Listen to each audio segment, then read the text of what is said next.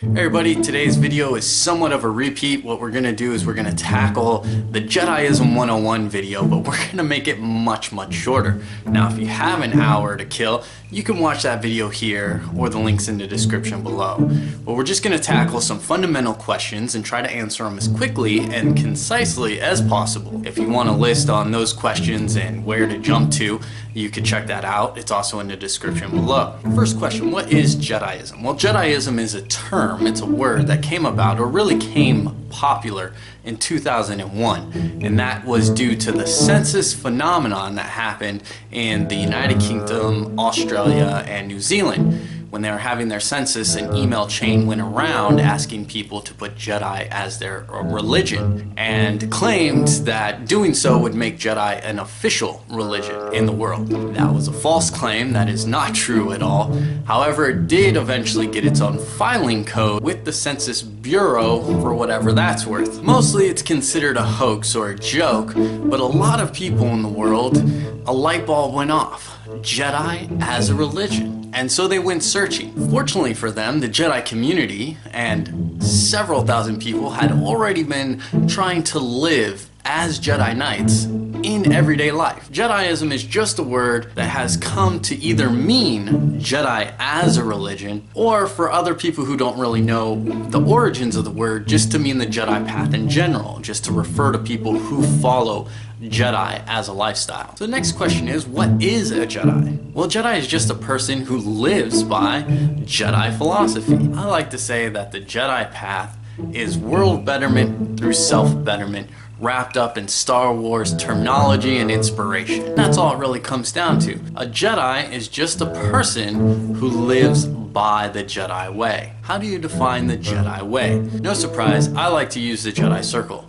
And that basically breaks it down into 25 points. The 5 practices: meditation, physical fitness, awareness, diplomacy, and self-discipline. The 5 tenets: peace, knowledge, serenity, harmony, and the Force. The 5 traits: patience, objectivity, reliability, humility, and wisdom. The 5 truths: self-honesty, learning, guidance, commitment, and sacrifice. And the 5 goals: train diligently, provide support, render aid, defend those in need, and study the Force. That leads us into our next question: what is the Force? Well, the Force is ineffable. It means it's beyond description.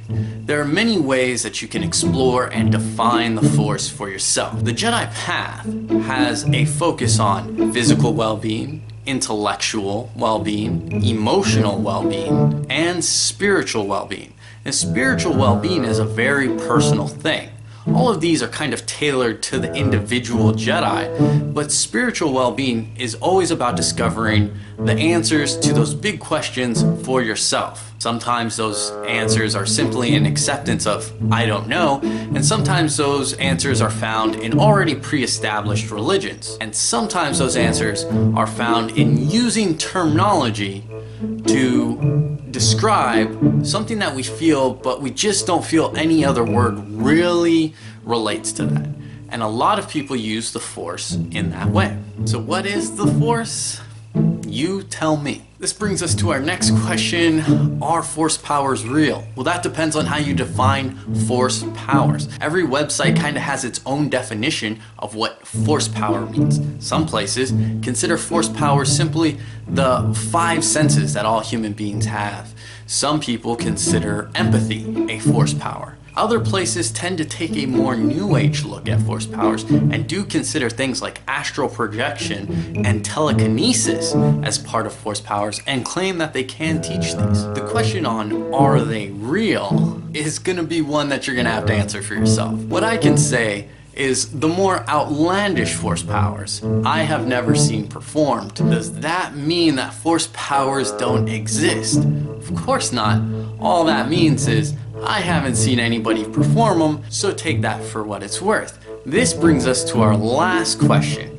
Where can you find more information on Jediism, the Jedi Way, and training to be a Jedi? Well, that's going to vary. There are many websites and many groups out there that can provide training for you, but the question is finding the right place for you. You want to go to a place that does cater to the vision you have, the things that you want to achieve, the direction and purpose you want to go as a Jedi. It's simply a question about what you're looking to get out of the Jedi path. How are you looking to grow as a Jedi?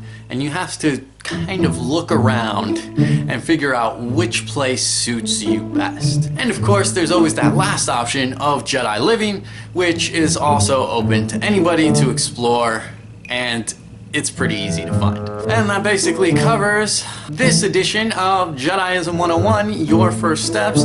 A lot shorter than an hour long, so congratulations on that. We do have more videos coming soon. I have been off on the schedule, so feel free to subscribe, like, dislike, unsubscribe, run away and hide, whatever. Thank you for watching. May the Force be with you.